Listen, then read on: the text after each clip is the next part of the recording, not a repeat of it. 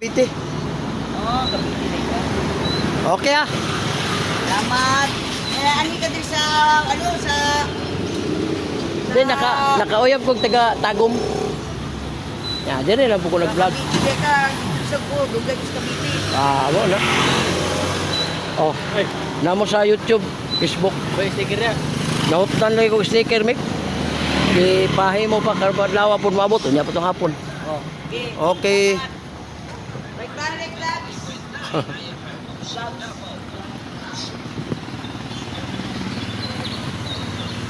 Mga na naitabo diri karon na sa ato ang pag-vlog. Ato ang suyurin. Ikutin natin yung Agdao M-Core, yan o. Ang Agdao M-Core ng Davao.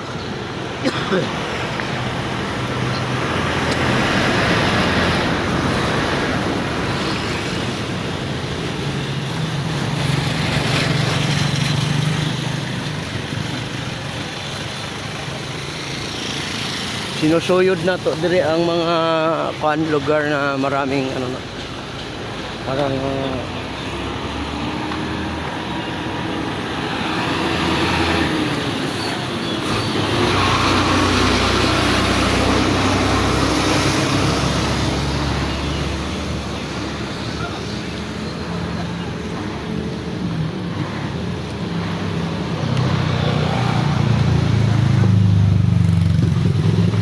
pero sa YouTube ta sir. Vlogger oh. Sa man ni, hilot. Oh, para sa ang akong content, libre hilot. Nagakuha kog mga nodes kana mga bukol sa likod, liog for free. Oh, mo ni ang mga konsag daw. Oh, hilot kayo.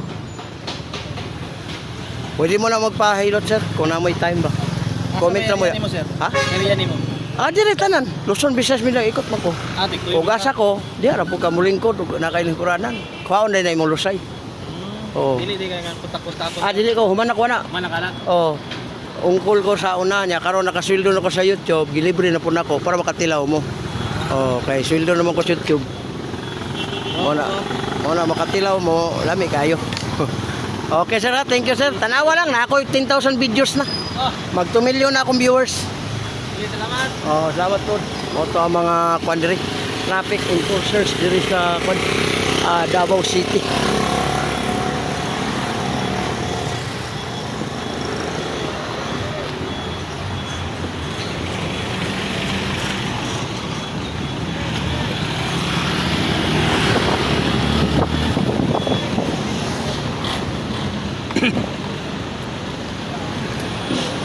Napod rin ang mga kalakal